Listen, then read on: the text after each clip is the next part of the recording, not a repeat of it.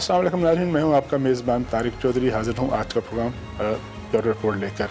आज हम इसमें एक बड़े अहम जो है वो तिब्बी मसले पर आज हमने गुफ्तगू करनी है अपने नाज़रीन के लिए। पाकिस्तान में कहा जाता है कि अमराज़ क़ल्ब में दिन ब दिन इजाफ़ा हो रहा है और बहुत से लोग इसका शिकार हो रहे हैं। आज इसी मौजू पर गुफ्तगू के लिए मेरे साथ पाकिस्तान के माहिर तरीन कार्डियोलॉजिस्ट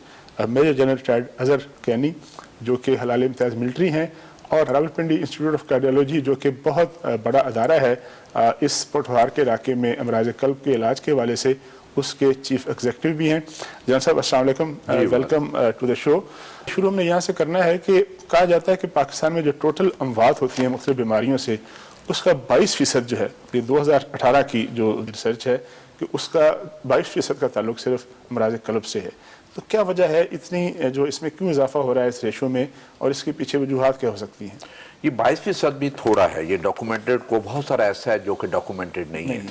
देखिए, दुनिया के जो अमराज़ क़ल्ब हैं पूरी दुनिया का, उसमें सबसे ज़्यादा अमवात दुनिया के इस खित्ते में 80% जो अमवात है दुनिया के इस खित्ते में होती है। और 80% इस मर्ज का लोड जो है उस खित्ते में है, जिसमें साउथ ईस्ट एशिया, जिसमें पाकिस्तान है, इंडिया है, बांग्लादेश, श्रीलंका, नेपाल, भूटान, ये सारे बीच में शामिल है। यहाँ पे इस बीमारी का बहुत ज़्यादा ज़ोर है। और इसका ज़ोर इसलिए है कि हमारा एक तो कंजेनिटली हम जो इनहेरिट करते हैं छोटी नालियाँ, दिल की जो नालियाँ होती हैं उनका साइज़, उनका डायमीटर छोटा होता है। इसलिए हमारे यहाँ ये बीमारी जो दिल की बीमारी है वेस्ट के मुकाबले में 10 से 15 साल पहले आ जाती है। और जब आती है तो नालियों का डाया इतना छोटा होता है कि वो बड़ी जल्दी हार्ट अटैक हो जाता है, जो उसकी कॉम्प्लिकेशंस होती हैं। और इसकी जो कॉम्प्लिकेशन हार्ट अटैक के बाद होती हैं वो सबसे ज़्यादा दुनिया के इस खित्ते में होती हैं। और सर्जरी करवाएं तो उसकी भी कॉम्प्लिकेशन ज़्यादा होती है, एंजियोप्लास्टी करवाएं तो उसकी भी कॉम्प्लिकेशन ज़्यादा होती हैं। लेकिन जो सबसे बड़ी ट्रीटेबल, एक तो 80% इसकी जो है वो नंबर 1 किलर पूरी दुनिया में है दिल की बीमारियाँ। और लेकिन एट द सेम टाइम सबसे अच्छी बात यह है कि ये प्रिवेंटेबल है, जिसे रोका जा सकता है, और हम इसे रोक नहीं रहे। और उसके लिए एक टास्क फोर्स की जरूरत है, एक पॉलिटिकल विल की जरूरत है। एक टास्क फोर्स जो है वो इस पे अमल करे और प्रिवेंशन पे जोर दे, और लोगों को नीचे बच्चों के लेवल पे, प्राइमरी स्कूल बच्चों के लेवल पे, और कम्युनिटी सर्विस के लेवल पे, गांव के लेवल पे, मोहल्ले के लेवल पे और शहर के लेवल पे लोगों को एजुकेट करने की जरूरत है कि एक सेहतमंद खुराक क्या होती है, एक सेहतमंद जिंदगी क्या होती है, आपने क्या चीज खानी है, क्या नहीं खानी है, आपने एक्सरसाइज कितनी करनी है, आपने सिगरेट नहीं पीने, और अगर वो मोटापा नहीं होने देना, वजन नहीं बढ़ने देना, और अगर आपको कहीं शुगर या ब्लड प्रेशर हो जाए तो उसको आपने कैसे कंट्रोल करके रखना है, ताकि आपको, क्योंकि ये सबसे बड़े रिस्क फैक्टर्स हैं जिनकी वजह से हार्ट अटैक होता है। खुराक के हवाले से और दीगर चीज़ों के हवाले से हम आगे चल के बात करेंगे। फिलहाल मैं जानना ही चाह रहा हूँ कि पाकिस्तान, अगर साउथ ईस्ट एशिया की बात ना भी करें, सिर्फ पाकिस्तान की बात करें, जो कि ज़ाहिर हम तो पाकिस्तान में बैठ के इसको हमने डील करना है, पाकिस्तान की रैंकिंग कहाँ पे है इस बीमारी के जो शिकार अफराद हैं उनके निशाना बनने के? यहाँ पे हमारी जो पॉपुलेशन है 30 से 35% जो लोग हैं उनको हार्ट की बीमारी है। और कई दफा ये वो हैं जो हमारे पास पहुंच जाते हैं और डॉक्यूमेंट हो, जो पहुंचे बगैर घर में डेथ हो गई, अस्पताल तक पहुंच ही नहीं सके, बीमारी हुई, कहीं इलाज ही नहीं करवाया, पता ही नहीं चला, और वहीं घर पे डेथ हो गई, उनका पता नहीं चला। लेकिन ये है 35% तक जो है ये दिल की बीमारी है, और इसको रोका जा सकता है। एक सबसे जो बड़ी खतरनाक चीज़ जो हुई है और जो परेशान कर चीज़ है वो ये है कि हमारे यंगस्टर्स जो यूनिवर्सिटी लेवल के जो यंगस्टर्स हैं 20-30 साल की उम्र में हार्ट अटैक आने शुरू हो गए। और उसमें जो सबसे बड़ी वजह है वो खुराक है। हमारी जो खुराक है उसकी क्वालिटी आप रोज़ाना पढ़ते रहते हैं, मीडिया में भी देखते रहते हैं, और मीडिया का बड़ा रोल है कि इन चीज़ों को एक्सपोज करते हैं, जो फूड क्वालिटी हम खा रहे हैं। ये मैं जानना चाह रहा था कि क्या आपने जेनेटिक वजूहात भी बताई, आपने ये भी बताया कि हमारी वेन्स जो हैं छोटी हैं कुदरती तौर पर इस खित्ते के लोगों की,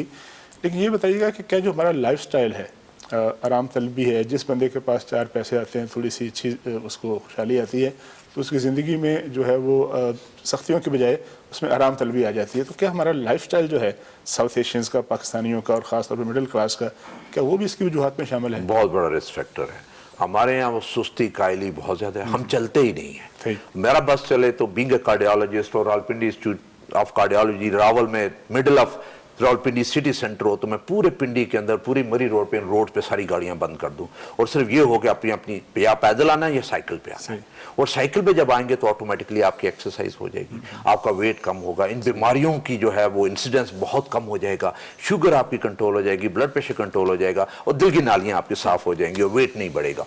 ये जब तक हम में नहीं आएगा कि हमने एक्सरसाइज करनी है, हमने जहां चलना है, दिन में जिस वक्त भी टाइम आपको मिलना है, चाहे काम के दौरान टाइम मिले या काम के बाद टाइम मिले, आधा घंटा रोजाना पैदल जरूर चलना है। वही सिंपल एक एक्सरसाइज हो जाए तो आपके लिए बहुत बेहतर। और अगर आप साइकिल चलाते हैं तो साइकिल चलाने से आपके पूरे दिन की एक्सरसाइज, ऑफिस जाना, ऑफिस से वापस आना, वही आपके लिए एक्सरसाइज काफी है। मेरा ख्याल है कि हमारा जिस तरह का ट्रैफिक का निज़ाम है, अगर कोई साइकिल पे आए तो आधे तो साइकिल पर रास्ते में एक्सीडेंट होकर मर जाएंगे। लेकिन उसकी मैंने कहा उसकी पहली शर्त है कि गाड़ियां बंद कर दें, वो गाड़ियां यहाँ पे इन रोड्स पे गाड़ियां ना चले। और ये सिटी सेंटर वाला जो एरिया है, स्पेशली मरी रोड वाला जो एरिया है और इर्द गिर्द की जो सड़कें हैं, उसमें गाड़ियां बंद हो जाएं, सिर्फ साइकिलें चले बस। आपने ग़िज़ा का जिक्र किया। ग़िज़ा के दो पहलू, एक तो है कि हमारे यहाँ जो ग़िज़ाई अशिया हैं वो बनती हैं वो नाक़स हैं, ठीक है। दूसरा ये कि हमारा जो चॉइस ऑफ फूड है वो भी तो ऐसा है जिसमें बहुत ज़्यादा घी होता है, बहुत ज़्यादा नमक होता है, बहुत ज़्यादा गोश्त या इस तरह की चीज़ें, जिसके नतीजे में मोटापा पैदा होता है। तो ये भी इसकी वजूहात में शामिल है। बहुत बड़ी वजह थी। नाक़स तो है, चले तैयार कर रहे हैं लोग, लेकिन ये है कि जो खुद हम अपनी मर्जी से खाते हैं वो भी ऐसी चीज़ें हैं जो इसकी तरफ जो है टेंडेंसी पैदा करती है। एक हमारे यहाँ जो है ना, लोगों को ख्याल है कि जितनी चिकनाई और तरी होगी उतनी ताकत आएगी। सही है। और वो बड़ा खतरनाक ख्याल है। वो बहुत ही वो तरी जो है वो जब आपके जिस्म में जाती है, आप मैदे से हजम होती है तो वो एक सफूफ की शक्ल अख्तियार करती है और खून में जाती है तो खून को भी सफूफ बना देती है। वो इतना गाढ़ा खून हो जाता है कि उसके लिए नालियों में चलना बड़ा मुश्किल हो जाता है। और अगर आपको नहीं भी बीमारी है, अगर है बीमारी और मामूली सी दिल की नालियों में बीमारी है और ये जब ऐसा ऐसा चलता है खून नालियों में, तो वहीं खड़े खड़े जम जाता है और जम के क्लॉट बनाता है और उसी वक्त हार्ट अटैक करके डैमेज कर देता है। बाद में फिर पतला होकर फिर चलना शुरू करता है। लेकिन वो डैमेज हो गया, दिल का वो पट्टा मर गया, दिल मर गया, दिल आपका कमजोर हो गया। उस कमजोर दिल के साथ फिर आपने बाकी सारी जिंदगी गुजारनी है। मेरा ये है कि अगर कहीं आपने कहीं खाने में कोई चीज टोटली ममनू नहीं है, एक तो कम चिकनाई होनी चाहिए, घर में तरी नजर नहीं आनी चाहिए, इतनी थोड़ी डाले कि हांडी में नजर ना आए। और अगर आपने खाना भी है तो कुछ दिन गैप के बीच में दे के वो खाएं। किसी ने अगर सिरी पाए खाने हैं तो 2 महीने के बाद एक दफा खा लें, लेकिन एक टाइम पे थोड़े खाएं। जितने खाएंगे उसमें से फैट इतनी ज्यादा होती है कि वो जो ब्लड है उसको काफी खराब करती है और उसको काफी गाढ़ा कर देती है। और अगर बीच में गैप हो जाए, जैसे एक हमारा एक ये है कि एक शादी दोपहर वाली, एक शाम वाली शादी, फिर अगले दिन फिर शादी, फिर 3 शादियां, फिर दोस्तों के साथ डिनर, वो कीचड़ इकट्ठा होता रहता है नालियों, वो चर्बी इकट्ठी होती रहती है। और एक दिन आता है कि 3-4 दिन के अंदर वो नाली क्लॉग हो जाती है, ब्लॉक हो जाती है इस कीचड़ की वजह से और सफूफ की वजह से, और फिर हार्ट अटैक हो जाता है बगैर नाली बंद हुए। देखिए यहाँ पे हमारे पास जो यंग मरीज आते हैं उनको जब हार्ट अटैक होते हैं तो हम उनकी जब एंजियोग्राफी करते हैं तो एंजियोग्राफी पता चलता है जी कि एज सच नाली में तो इतनी बीमारी कोई नहीं थी, मे बी 10% थी या 20% थी। जो बाकी चीज है वो जेली की सूरत में ये चर्बी सारी जमा है वहां पे हुई, रुकी, उसने क्लॉट बनाया, खून जमा और उसने नाली को बंद करके वक्ती तौर पे हार्ट अटैक किया। उसके बाद नाली साफ होगी, लेकिन वो डैमेज तो हो गया। और हार्ट डैमेज होने का मतलब ये है कि इतनी आपकी लाइफ जो है, ईयर्स जो है वो ड्रॉप हो गए। और क्योंकि आपकी लाइफ ही वो हार्ट मसल है, हार्ट की पंपिंग सही काम करती रहेगी तो आपका हार्ट अच्छा और आपकी जिंदगी ऐसी चलती रहेगी। अभी आपने गुफ्तगू में एक अहम इशारा किया जो मैं आपसे पूछने भी चाह रहा था। आम तस्वर ये है कि जो दिल के अमराज है उसका शिकार बड़ी उम्र के लोग होते हैं, लेकिन अब ये देखने में आया है, जिसका आपने भी इशारा किया, यूनिवर्सिटियों के लोग, यूनिवर्सिटी के तलबा जो हैं और जो यंग लोग हैं जो भी कोई भी काम करते हैं वो इसका शिकार बन रहे हैं। इसके पीछे क्या वजूहात हैं? इसमें आई थिंक एक बड़ी आपने भी खुद नोट की, बल्कि अपने बच्चों में भी ये चीज़ नोट की होगी कि हमारे बच्चे जो है वो घर में खाना कम खाना पसंद करते हैं। सही। उनकी दिल होता है जी बाहर जाके खाना खाएं, चाहे फास्ट फूड हो जाए या निहारी चिकनाई वाली चीज़ें जाके खाएं। और जो ईटिंग आउट वाला जो कॉन्सेप्ट है वो ख़त्म होना चाहिए। देखें जो पहले हमारे घर में खाने पकते थे वो सादे खाने होते थे, दाल होगी, सब्जी होगी, गोश्त हफ्ते में 2 या 3 दिन हो गया, पराठे चलें ठीक है, जिसने दिन पूरा गुजारना है, सुबह बच्चे स्कूल में काम जाने के लिए पराठे खा लेते थे, लेकिन जिस हिसाब से वो एनर्जी भाग दौड़ पे वो हजम भी कर देते थे। मैं और आप वो चीज़ें हजम नहीं कर सकते, वो इकट्ठी होती चली जाती है, हमारा ना सिर्फ अंदर चर्बी जाती है बल्कि वेट भी बढ़ता चला जाता है। तो सादा खुराक जो है वो बहुत ज़रूरी है। देखिए हमारे यहाँ जैसे मैंने कहा कि नालियों का साइज छोटा है, तो क्या तरीका है उससे बीमारी से बचने का कि कम खाएं और ज्यादा चलें। और लेकिन हम उल्टा काम कर रहे हैं, हम चलते कम है और ज्यादा खाते हैं, उससे फिर ये बीमारी बढ़ती चली जा रही है। तो शुरू से बच्चों को भी यही आदत डालें। دیکھیں ہمارے جو سنیکس ہوتے تھے یعنی کہ ہمارے جو کھانے پینے کی چیزیں ہوتی تھی بیکری کے بسکٹ تو نہیں ہوتے تھے ہمارے زمانے میں دانے ہوتے تھے چنے کے مکئی کے دانے باقی اور سارے دانے جو کھاتے تھے جو فائبر ہوتا تھا پھر ہمارے گاؤں میں جب تھا سلسلہ آئی تھنک بہت سارے گاؤں ایسے ہوتے ہیں جہاں پہ جو بسکٹ ہوتا تھا وہ ایک ٹاپ ہوتی تھی سوکھی روٹی ہوتی جی اور وہ فرسٹ کلاس ہیلدی قسم وہ آج پیکٹس میں بند ہوتے مہنگی بک رہی ہے اچھی بک رہی ہے وہ ہماری اس وقت کی خوراک تھی اور خوراک ہم نے الگ سے چینج کر دی اب یہ چیزیں جو ہیں آئی ہیں ظاہر ہے ویسٹ سے جہاں موسم اور طرح کا ہے جہاں کے حالات اور طرح کے انوائرمنٹ اور طرح کے ہیں وہ چیزیں جب ہم نے اڈاپٹ کر لی ہیں اپنے موسم میں تو وہ نقصان تو دیں گی ظاہر ہے بہت زیادہ نقصان دیتی ہے اور دوسرا جو ہے ایک جو ہے وہ سگریٹ نوشی کی جو عادت ہے اس کو ختم کرنا ہے گھر میں پیرنٹس نے چیک کرنا ہے کہ بچے سگریٹ تو نہیں پیتے اسکول جاتے ہیں کالج جاتے ہیں وہاں پہ تو نہیں پیتے کہیں اور جو دوستوں میں ہوتے ہیں پھر تو نہیں پیتے کیونکہ بچے یہ عادت پک کرتے ہیں دوستوں سے کہ ایک شوگر کے چکر میں شروع کرتے ہیں پھر اس کے بعد ریگولر سموکر بن جاتے ہیں سموکر جو ہے ان کی جو number 1 disease number 1 risk factor in میں ہوتا ہے ان کو ٹائم سے پہلے ہارٹ اٹیک ہوتا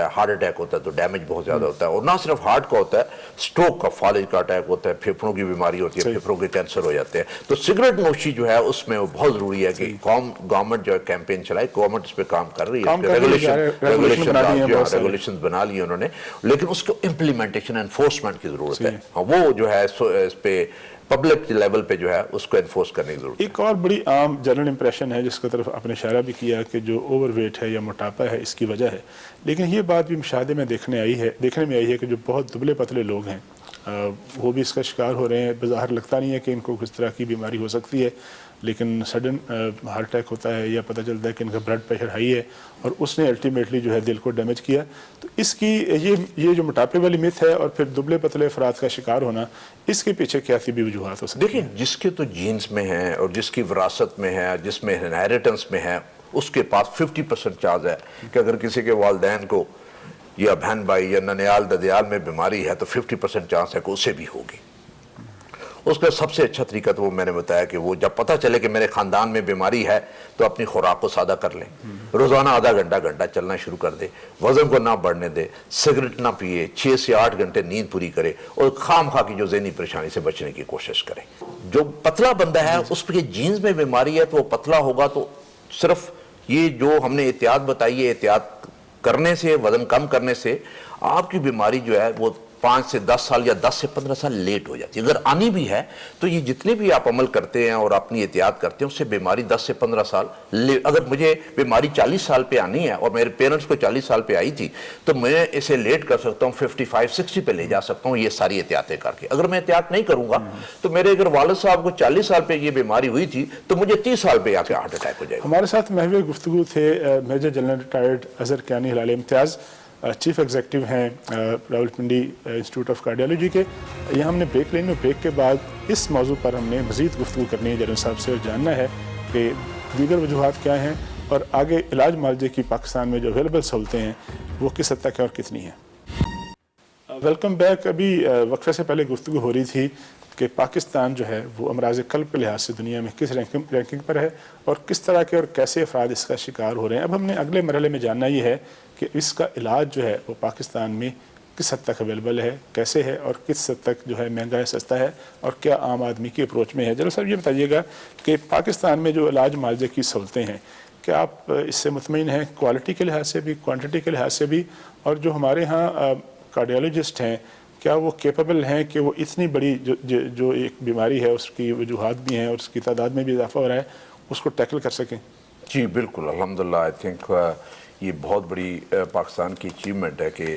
یہاں پہ کوئی دل کی بیماری کا ایسا علاج نہیں ہے جو کہ یہاں پہ نہ ہوتا سوائے ایک کے ہارٹ ٹرانسپلانٹیشن اچھا ہاں دل کا جو پیوند کاری ہے وہ ہمارے پورے ملک میں نہیں ہے جہاں پہ دوسرا ہارٹ لگانا ہو لیکن اس کے علاوہ جتنی بھی بیماری ہیں اور جتنے بھی علاج ہیں وہ سارے کے سارے ہمارے پاکستان میں اویلیبل ہیں اور ماشاءاللہ جو ہمارے کارڈیالوجسٹ ہیں اور ہمارے اسپیشلی جو بڑے انسٹیٹیوٹس ہیں اور کچھ پرائیویٹ انسٹیٹیوٹس ہیں اس میں اتنے اچھے ایکسپرٹس ہیں کہ ساری کی ساری جو ٹریٹمنٹ ماڈیلٹیز کی ہیں وہ پریکٹس کر رہے ہیں اور الحمدللہ ان کے بہت اچھے ریزلٹس ہیں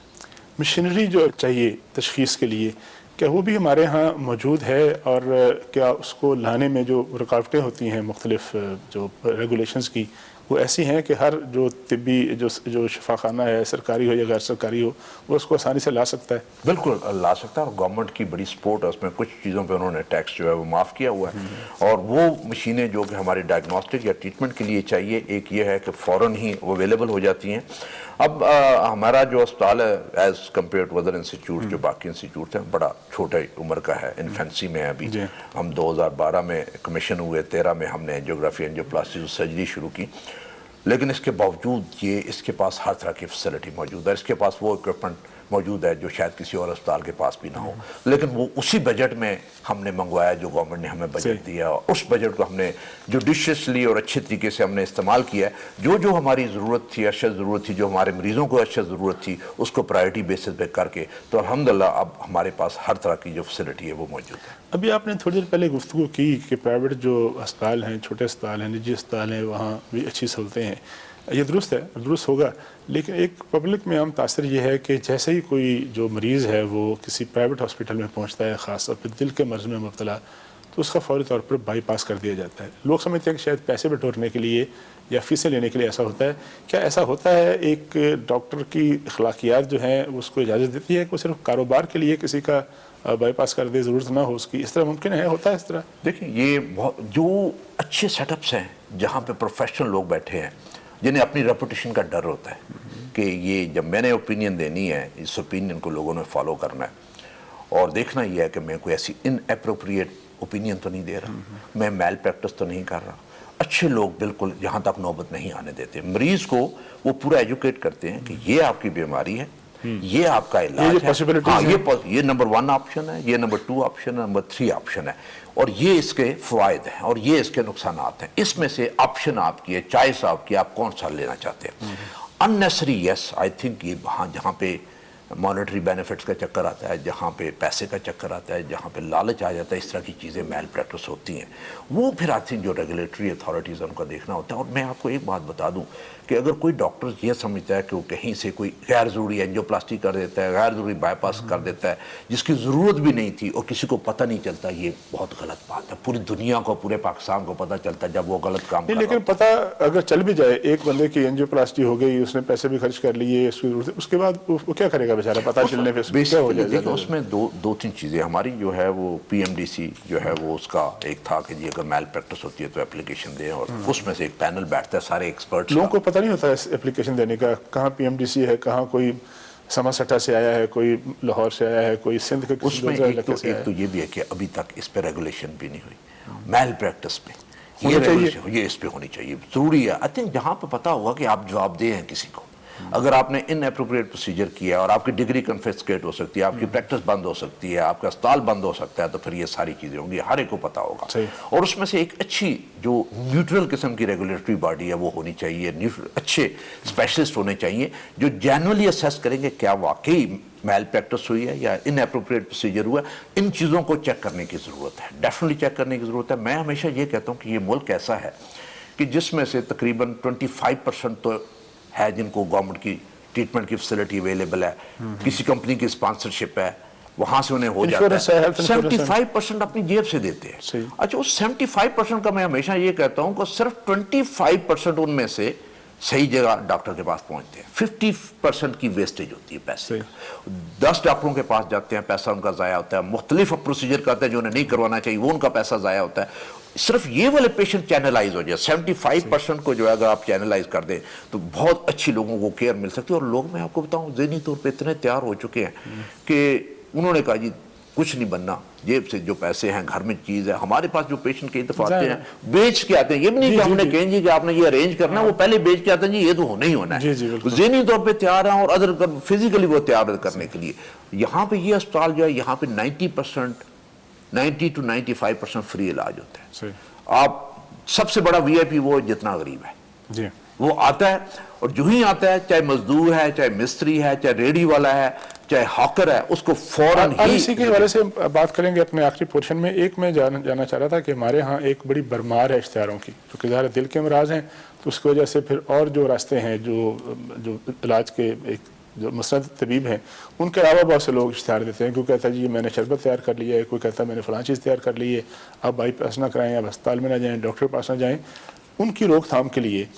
آپ جو ہیں ڈاکٹرز حضرات ہیں, کارڈیالوجسٹ ہیں, کیا حکومت سے بات نہیں کرتے کہ یہ لوگ جو ہے سڑکوں پہ گلیوں میں چھوٹی دکانیں کھول کے بیٹھے ہوئے لوگوں کو برباد کر رہے ہیں, اس کی روک تھام کیسے ہو سکتی ہے؟ اس کی بھی آئی تھنک یہ منسٹری آف ہیلتھ جو اینڈ ریگولیشنز والی منسٹری ہے, اور جو کویکری پہ ان کا شروع ہوا تھا ابھی کریک ڈاؤن, اور جہاں پہ انہوں نے لوگوں کے جو کویکس کے جو کلینک سے بند کروائے, انہیں کو چاہیے کہ میڈیا پہ,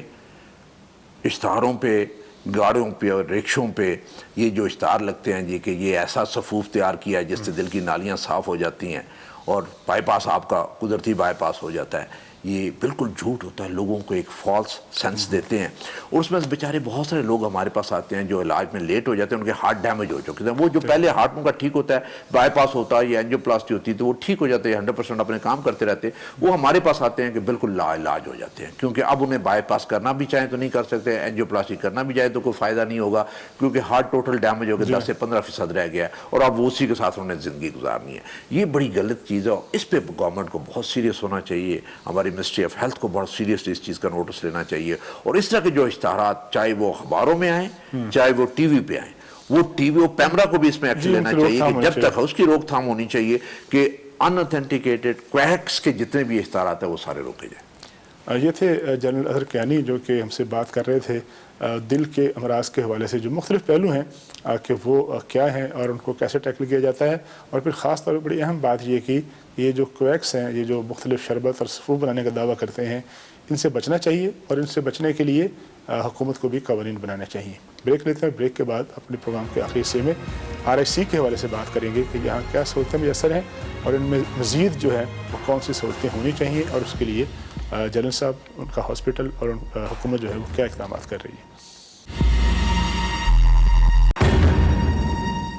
ویلکم بیک. بات چیت ہو رہی تھی major general retired Azhar Kiani Hilal Imtiaz سے, ملک کے معروف کارڈیالوجسٹ, جن سے ہم آج گفتگو کر رہے ہیں. جنرل صاحب, آپ RIC کو ہیڈ کر رہے ہیں. اس علاقے میں میرا خیال ہے کہ ون آف دا بیسٹ جو ہے state of the art hospital ہے. اس میں کتنے لوگوں کو کیٹر کرتے ہیں آپ روزانہ, کس طرح کے مریض آتے ہیں, اور اگر تعداد پوچھی جائے تو وہ کتنی ہے, اور اس میں اس کو مزید سہولتیں فراہم کرنے کے لیے آپ کیا اقدامات کر رہے ہیں؟ دیکھیں, ابھی تو الحمدللہ ہمارے پاس اتنا رش ہو گیا ہے, اور یہ پنجاب کے ایسے کونے میں جو پنجاب کو بھی یہ لک آفٹر کرتا ہے, اور ساتھ اس کا KPK لگتا ہے, AJK لگتا ہے, ناردرن ایریاز لگتے ہیں, اور کئی دفعہ ہمارے پاس پیشنٹ جو ہے وہ افغانستان سے بھی آ جاتے ہیں. ہاں جی, کیونکہ یہ فیسلٹی ہے, اور اس میں یہاں پہ ہر طرف, اور یہ ماشاءاللہ ایسا واحد اسپتال ہے جس کے 12 مہینے کوئی مشین خراب نہیں ہوتی, جس کے 12 مہینے کوئی دوائی ختم نہیں ہوتی, اور جس کی 12 مہینے ایمرجنسی چلتی رہتی ہے. اور یہ واحد اسپتال ہے جس میں کبھی بجلی جاتی نہیں ہے, کیونکہ اس کا بیک اپ ہے اور اچھا سسٹم رکھا ہوا ہے جس میں سے کوئی مشین جو ہے وہ آؤٹ آف آرڈر نہیں ہے. ہمارا اپنا مینٹیننس سسٹم ہے, ہمارا اپنا بایو میڈیکل ڈپارٹمنٹ ہے, اور وہ واحد وجہ ہے کہ ہمارا جو اکوپمنٹ ہے وہ ہمیشہ فنکشن حالت میں رہتا ہے, چاہے چھوٹا اکوپمنٹ ہے چاہے بڑا اکوپمنٹ ہے. اور ہمارے بہت سارے اکوپمنٹ جن کی لوگ لاکھوں کے حساب سے, کروڑوں کے حساب سے کانٹریکٹ ہوتا ہے, مینٹیننس کانٹریکٹ ہوتا ہے, ہم کوئی مینٹیننس کانٹریکٹ نہیں کرتے, ہم گورنمنٹ کا وہ پیسہ بچاتے ہیں, اس کی مینٹیننس ہم خود کرتے ہیں. ہماری ورک شاپ ہے, ہماری پوری ٹیم ہے, اور وہ کریڈٹ اس ٹیم کو جاتا ہے کہ جنہوں نے یہ سارے کا سارا اکوپمنٹ اور سارا فنکشن, چاہے وہ بجلی والا سلسلہ ہے, ایئر کنڈیشننگ والا سلسلہ ہے, ہیٹنگ والا سلسلہ ہے, وہ بالکل فنکشنل سے رکھتے ہیں. تو سی کے حوالے سے آپ کے ذہن میں کیا اقدامات ہیں؟ اس کو ایکسپینشن کرنا ہے, ظاہر ہے اتنی ساری سروس کے باوجود تعداد اتنی ہے لوگوں کی جو آتے ہیں آپ کے پاس کہ وہ پورا کرنا ممکن نہیں ہے, تو اس کی توسیع کے حوالے سے آپ کے ذہن میں کیا پلان ہے؟ اس میں ہمارا دیکھیں, ابھی آج کل ہمارے پاس جو OPD ہے وہ 2500 سے لے کے 3000 مریض پر ڈے کے حساب سے آ رہے ہیں. یہ کہاں 500 سے سلسلہ شروع ہوا تھا, اور بڑھتے بڑھتے ابھی 2500, اور جس دن ہمارا بہت زیادہ رش ہوتا ہے 3000 تک OPD پہنچتے, وہ ہم مینیج کر رہے ہیں, انہیں فری میڈیسن بھی دے رہے ہیں, ان کے ٹیسٹ بھی کر رہے ہیں, اور یہ بڑھتا چلا جائے گا, اور ہمیں ایکسپینشن کی ضرورت ہے. ہم نے ریسنٹلی جو چیف منسٹر پنجاب, ان سے ہماری بات ہوئی تھی, وہ یہاں پہ وزٹ پہ آئے تھے, ویری کائنڈ آف ہم, کہ جی کہ انہوں نے اپروول دے دی کہ ہمارے یہاں پہ انڈر ون روف ایک ہمارا کانسیپٹ تھا کہ یہ ہم ہارٹ والی سروس تو دے رہے ہیں جو ہارٹ کی بیماریاں ہیں, پھر ایک بیماریاں ہیں جو دماغ سے لے کے نیچے پاؤں تک جہاں نالیاں بند ہوتی ہیں اس کی اینجیوپلاسٹی انڈر ون روف, یعنی ایک ہی اسپتال میں, ایک ہی بلڈنگ میں ساری فیسلٹیز موجود ہوں, چاہے دماغ کی ہم اینجیوپلاسٹی کریں, نالیوں کی کریں, کروٹیڈ کی کریں, کڈنیز کی کریں, ٹانگوں کی کریں, اور ساتھ ہی ساتھ ان کے سرجنز بھی ہیں, جیسے نیورو سرجن ہے, واسکولر سرجن, وہ بھی ہمارے پاس ہوں, نیورو ریڈیالوجسٹ ہیں وہ بھی ہمارے پاس ہوں, انٹرونشنل ریڈیالوجسٹ ہیں وہ ہمارے پاس ہوں. جو سب سے بڑا کریڈٹ اس ادارے کو جاتا ہے وہ یہ جاتا ہے کہ اس نے اسٹروک پروگرام پہلے شروع کیا, یعنی یہ ہماری فیلڈ نہیں تھی, کیونکہ ہمارے پاس مریض آتے تھے جن کو فالج ہوتا تھا, سٹروک ہوتا تھا, اس کی ہم نے اینجیوپلاسٹی کرنی شروع کر دی. یہ دنیا میں 2015 سے یہ طریقہ علاج جاری ہے, اور ہمارے یہاں ابھی تک صرف ٹوٹل 4-5 کیسز ہوئے تھے, اور RIC نے, رالپنی انسٹیٹیوٹ آف کارڈیالوجی نے اب سٹروک کا پروگرام انٹروڈیوس کروایا, اور باقی انسٹیٹیوٹس ان کو بھی ٹرین کیا, اور ہوپ فلی آئی تھنک پورے ملک میں اسپیشلی وہ جو کارڈک انسٹیٹیوٹس ہیں اس پروگرام کو اور پھیلا کے زیادہ سے زیادہ لوگوں کو فائدہ پہنچے گا. وہ لوگ جو کہ فالج کے بعد بالکل اپاج ہو جاتے تھے, ڈپینڈنٹ ہو جاتے تھے, وہ خود چل نہیں سکتے تھے, ویل چیئر پہ ہو جاتے تھے, ان کا اس علاج سے 80% جو ہے ان کی ریکوری ہو جاتی ہے. وہ ہمارے پاس پروگرام ہے. دوسرا پروگرام جس کا ہم بڑے فخر کرتے ہیں وہ یہ ہے کہ وہ واحد اسپتال ہے جو ہارٹ اٹیک کے جو مریض آتے ہیں, ایکیوٹ ہارٹ اٹیک والے ہوتے ہیں, ان کو 24 گھنٹے اینجیوپلاسٹی پرووائڈ کرتے ہیں, اور یہ فری اینجیوپلاسٹی ہے وہ ہم دیتے ہیں. اس کے اوپر 2-2.5 لاکھ کے قریب خرچہ آتا ہے, وہ فری ہوتا ہے. اور یہ ہمارے اپنے کارڈیالوجسٹ یہاں کے لوکلی ٹرینڈ اس اسپتال کے جو کارڈیالوجسٹ ہمارے پاس 30 کی ٹیم ہے, 2 کارڈیالوجسٹ اینجیوپلاسٹی والے روزانہ ڈیوٹی پہ اسپتال کے اندر موجود ہوتے ہیں, اور ہمارے ER سے جو پیشنٹ ہے 15 سے 20 منٹ یا آدھے گھنٹے کے اندر اس کی اینجیوپلاسٹی شروع ہو جاتی ہے. اور یہ پنجاب میں کسی اور اسپتال میں 24 گھنٹے یہ سروس اویلیبل نہیں ہے. آپ سمجھتے ہیں کہ پنڈی میں ایک اور اسپتال چاہیے اسی لیول کا, اس کو ایکسپینشن ہونی چاہیے, یا ایک, کیونکہ تعداد بہت زیادہ ہے, اس طرح کی ہے ذہن میں آپ کے پلان؟ اس میں یہ ہے کہ جیسے اسلام آباد میں وہاں پہ ایک ایکسپینشن کوئی ایک اور کارڈک سینٹر ہو جائے, ورک لوڈ تو بہت زیادہ ہے. آئی تھنک وہ لوگوں کو جو ہے اس کی ضرورت ہے, اور یہ ضرورت روزانہ بڑھتی جائے گی, آبادی بھی بڑھتی جائے گی, فیسلٹیز جتنی زیادہ ہوں وہ, اگر ہمارا KPK کا جو سیٹ اپ ہے وہ اچھا کام کرنا شروع کر دے, وہ لوڈ شیئر کر لے, جو اپنے لوگ ہیں ان کو دیکھنا شروع کر دے. اسی طرح AJK میں ان کا ایک سینٹر ایٹ لیسٹ ضرور ہونا چاہیے جہاں پہ وہ اپنے لوگوں کو لک آفٹر کریں. کوئی اسپیشلائز کیئر چاہیے جہاں پہ ہمارے اسپتال کی ضرورت ہے وہ صرف پیشنٹ ادھر ریفر ہو, تو وہ بہت ضرورت ہے. اس کی ایکسپینشن کی ضرورت ہے وہاں پہ. جیسے میں کہہ رہا تھا کہ اس کو ہم بنا رہے ہیں, یہ پہلا Pakistan heart and vascular institute ہونے جا رہا ہے, اور اس کے اوپر 7 to 8 بلین کا خرچہ ہے جو کہ گورنمنٹ کو دیا, اور انہوں نے ہماری پیسے پہ اس پہ بات ہو رہی ہے. تو ہوپ فلی جب یہ ہو جائے گا تو یہ پھر 500+ بیڈڈ ہو جائے گا.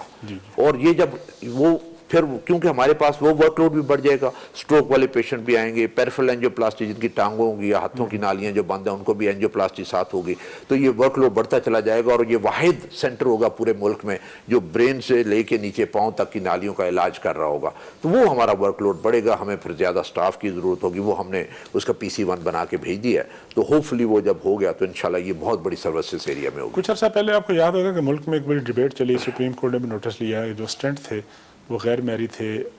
پیسے زیادہ لیے جا رہے تھے, اور بڑی عجیب و غریب قسم کی ایک ڈیبیٹ تھی. کیا آپ سمجھتے ہیں کہ پاکستان میں جو اسٹنٹ اویلیبل ہیں وہ معیاری ہیں, اور جو پیسے لیے جاتے ہیں مریض سے یا اس کے لواحقین سے وہ ٹھیک ہیں, یا اس کو بہتر کر لیا گیا ہے اس ڈیبیٹ کے بعد؟ جی وہ سپریم کورٹ نے نوٹس لیا تھا, اور وہ کافی بہت بڑا سکینڈل بنا تھا, اور اس میں سے پھر ایک نیشنل انٹرونشنل کارڈیالوجی بورڈ بنا تھا, NICB,